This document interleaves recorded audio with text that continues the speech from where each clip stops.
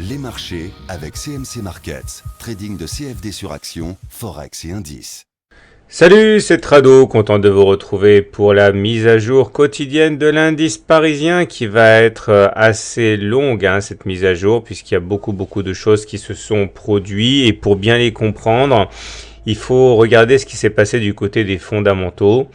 Puisque, voilà, moins 2,5% de baisse sur le CAC, ça n'arrive pas par hasard et ça fait écho à une baisse de plus de 12% sur le marché grec, tout simplement parce qu'on a annoncé la tenue d'élections anticipées. Et ça, les marchés n'ont pas du tout apprécié parce que celui qui est vraiment très bien placé dans les sondages, c'est le parti qui est très à gauche et qui a clairement dit qu'il avait pour ambition de remettre à plat les plans de financement, les plans de remboursement, etc. Et les marchés et les milieux financiers détestent l'idée que ce soit lui qui puisse prendre les rênes en Grèce. Et donc du coup, il y a eu un décrochage massif qui fait que maintenant le CAC 40 est en négatif sur l'année. Voilà, une légère baisse de près de 1% sur le CAC 40 en 2014. Et pour ne rien arranger, la chute du pétrole, que quasiment personne n'a vu arriver en début d'année, vient plomber complètement les profits des entreprises. Et ça fait très peur. Ce qui nous amène donc à l'analyse du jour. Et là, on va voir, il y a beaucoup de choses. Alors tout d'abord, j'aimerais parler du SAR. Du SAR parce que c'est un élément qui est important. C'est un de mes outils fétiches, le SAR. Et le SAR, ça fonctionne comme ça, c'est-à-dire que vous allez avoir des petits points verts ou des petits points rouges. Quand les cours sont au-dessus du SAR, on est en tendance haussière. Lorsque les cours sont en-dessous du SAR, on est en tendance baissière. Et lorsque l'on casse le SAR comme ça, généralement, je le dis souvent, on ne fait pas le voyage pour rien, on enchaîne quand même des plus bas.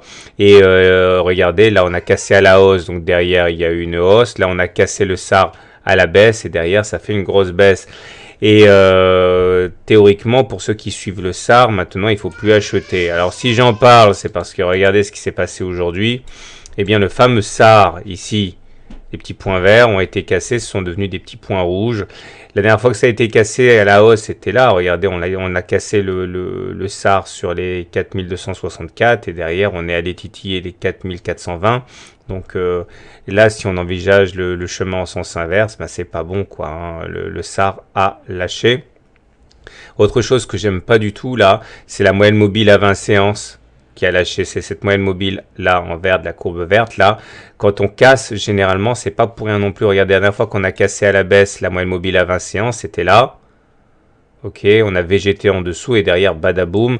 Alors rien ne se reproduit à l'identique, mais voilà, on a cassé la moyenne mobile à 20 séances. On ne peut pas faire comme si rien n'était arrivé.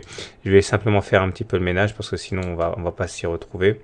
Voilà, j'enlève. J'en profite pour vous dire que si vous voulez ouvrir la même plateforme que moi, vous allez dans la foire aux questions. Au point 6, je vous explique comment faire. Voilà, alors on va reprendre déjà ce qu'on a dit hier parce que sinon on va pas s'y retrouver.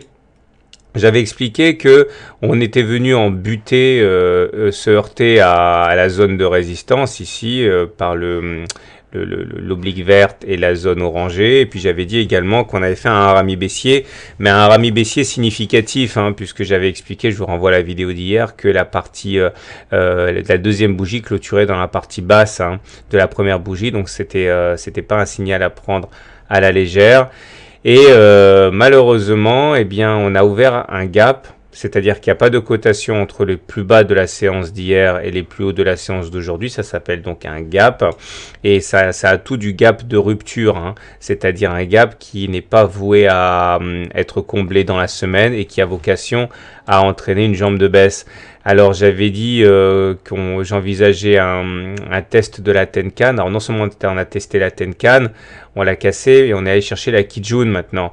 Et la Kijun, c'est notre deuxième sentinelle. Je vous rappelle que la Tenkan et la Kijun sont les deux éléments qui sont censés servir de support, de sentinelle avant l'attaque du nuage. Alors là, la Tenkan a lâché, la Kijun a lâché. Ça veut dire que derrière, la voie vers le nuage est ouverte. Alors attention, il faut relativiser parce qu'il faut toujours une double une double clôture par-delà une courbe pour la considérer cassée. Là, on a eu effectivement une cassure en dessous de la Kijun.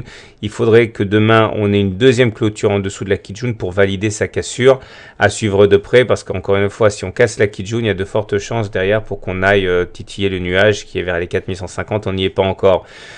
On a également le super train ici qui est en rideau défensif. Lui, il n'est pas basculé baissier, mais c'est aussi quelque chose qui a tendance à jouer un rôle de support et de résistance. Mais tout ça pour dire que, à titre personnel, et c'est mon scénario de court terme. Alors, je dis pas forcément pour demain parce que il suffit qu'on rebondisse un petit peu avec une bonne nouvelle rassurante pour que ça invalide le scénario. Mais à court terme, je dis bien donc d'ici quelques séances, demain à quelques séances, moi j'envisage tout à fait qu'on aille maintenant tester le super train qui est le deuxième rideau défensif.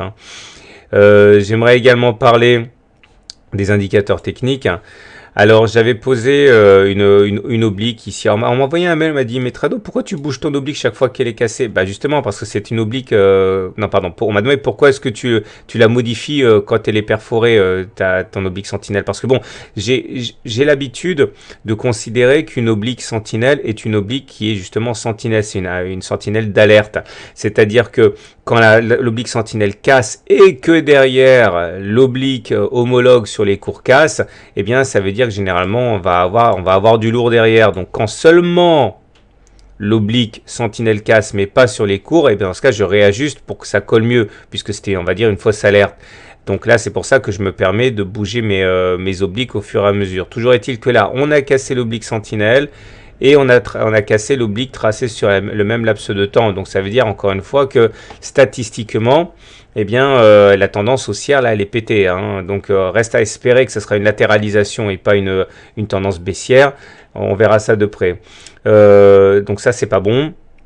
On remarquera que les volumes sont en augmentation par rapport à la séance d'avant, et vous savez, c'est toujours pareil, lorsque les volumes augmentent, eh bien ça crédibilise le mouvement en cours. Donc une baisse avec des volumes, ça a plus de signification qu'une baisse sans volume. Or là, effectivement, il y a du volume, donc ça veut dire que voilà, il y a eu des dégagements massifs.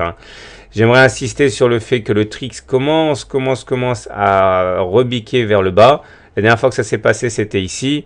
Et je vous laisse regarder, c'est pas génial ce qui s'est passé par la suite. Donc surveillez ça de près, c'est toujours bien parce qu'on est au-dessus du signal, mais le signal d'alerte est lancé. D'autant, et c'est pas terminé, et c'est pas fini comme dit la pub, parce que regardez, le MACD vient de croiser son signal à la baisse. La dernière fois que ça s'est produit, c'était là. Et si on prend des zooms un petit peu, bah voilà, le dernier croisement à la baisse, il était ici. Et regardez ce qui s'est passé derrière. Donc voilà, on a toutes les loupiottes qui s'allument là. Et pour ajouter à ça, le stochastique qui ça sort de sa zone de surachat, c'est pas bon. Le momentum qui rentre en territoire négatif, c'est pas bon. Bon, clairement, en langage purement technique, ça craint cette histoire. Surtout que n'oubliez pas, bon, c'est trop tôt pour tirer des plans sur la comète, mais en hebdomadaire, je vous rappelle quand même qu'on en est là. C'est-à-dire que la théorie de dos n'a toujours pas été invalidée. Et comme j'avais expliqué dans mon erratum de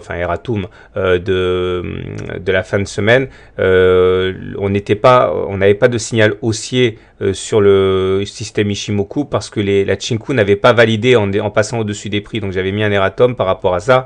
Et donc ça veut dire que ni le système Ishimoku ni le système de dos a basculé haussier. On est toujours dans le meilleur des cas sans tendance, dans le pire des cas baissier. Donc voilà, il faut remettre en contexte. C'est pas la queue qui remue le chien sur les unités longues. On n'est toujours pas haussier. Donc sur les unités journalières, on est vachement vulnérable. Donc voilà, vous avez compris, c'est un peu chaud. J'envisage à court terme un plus bas qu'aujourd'hui. Faut espérer que on va avoir au moins quelques jours de répit avant, mais on n'est pas très bien là.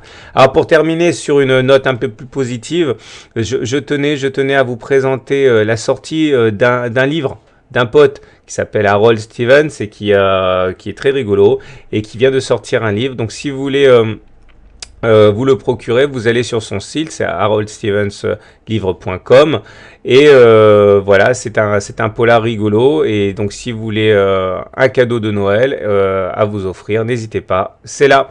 Voilà, je vous souhaite une bonne soirée, de bons trades. Je suis vraiment inquiet par la tournure des événements. Je vous dis à demain pour la mise à jour.